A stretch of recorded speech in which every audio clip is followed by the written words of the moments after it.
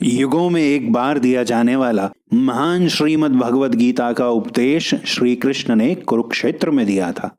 पर क्या आप जानते हैं कि कुरुक्षेत्र का नाम कुरुक्षेत्र कैसे पड़ा?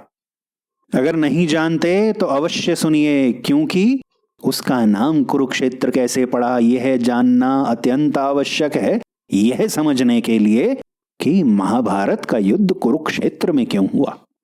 तो कथा शुरू करते हैं। पांडव और कौरव महाराज कुरु के वंशज थे। महाराज कुरु एक महाप्रतापी राजा थे, जिन्होंने धर्म और आध्यात्म की वृद्धि के लिए कई महत्वपूर्ण कार्य किए थे। उनके इसी प्रताप की वजह से उनके वंश का नाम उनके ऊपर कुरु वंश हो गया और उनके सारे वंशी कौरव हो गए। अब उन्हीं कार्यों में से एक था कुरुक्षेत्र में उनके द्वारा करी गई अष्टांग धर्म की खेती। अब यह अष्टांग धर्म क्या होता है? अष्टांग धर्म यानी धर्म के 8 अंग, जो हैं तप, सत्य, क्षमा, दया, शौच, दान, योग तथा ब्रह्मचर्य। अष्टांग धर्म की खेती यानी इन सभी का दृढ़ता पूर्वक आचरण करते हुए खेती करना, जिसमें बोया भी धर्म जाए, सिंचाई भी धर्म से हो और उससे पैदा भी धर्म हो। महाराज कुरु ने इस खेती के लिए सरस्वती नदी के समीप भृगु क्षेत्र के एक हिस्से को चुना। वहां उन्होंने एक हल का उपयोग करके भूमि को जोतना प्रारंभ किया।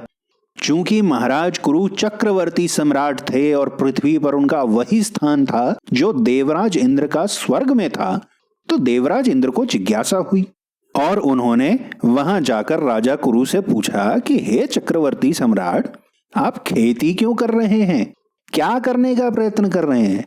तो राजा कुरु ने उत्तर दिया कि वे अष्टांग धर्म की खेती कर रहे हैं। देवराज इंद्र ने आगे पूछा कि आप खेती कर रहे हैं, पर बीज कहाँ है? राजा कुरु ने उत्तर दिया कि जब आवश्यकता होगी तो बीज भी मिल जाएंगे। देवराज इस बात का अर्थ नहीं समझे और बस मुस्कुरा कर वहां से चले गए।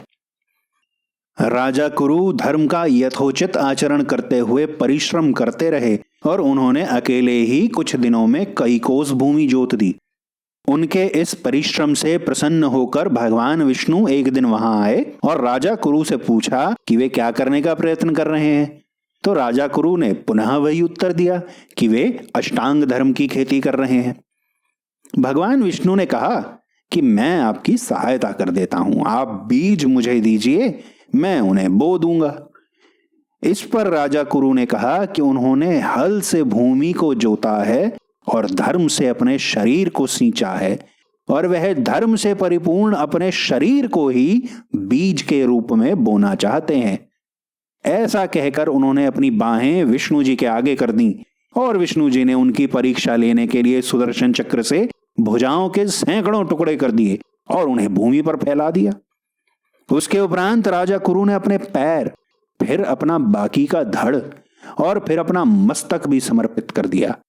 ऐसे समर्पण और दृढ़ व्रत को देखकर भगवान ने प्रसन्न होकर राजा कुरु को पुनर्जीवित कर दिया और उनसे वर मांगने को कहा। तो राजा कुरु ने 4 धर्ममय वर मांगे। पहला, जितनी भूमि मैंने जोती है वह सब पुण्य क्षेत्र धर्म क्षेत्र होकर मेरे नाम से प्रसिद्ध हो। दूसरा, भगवान विष्णु, भगवान शिव और सभी देवता यहां वास करें। तीसरा, यहां किया हुआ स्नान, उपवास, तप, यज्ञ तथा शुभ व अशुभ जो भी कर्म किया जाए वह अक्षय हो जाए। चौथा, जो भी यहां मृत्यु को प्राप्त हो वह अपने पाप पुण्य के प्रभाव से रहित होकर स्वर्ग को जाए। भगवान विष्णु ने प्रसन्न होकर तथास्तु कहा और 4 वर राजा कुरु को दे दिए और तभी से यह अति पावन क्षेत्र धर्म क्षेत्र कुरुक्षेत्र के नाम से प्रसिद्ध हो गया। और इसीलिए गीता के पहले श्लोक में धृतराष्ट्र संजय से कहते हैं, धर्म क्षेत्रे कुरुक्षेत्रे समवेतायुयुत्सुः।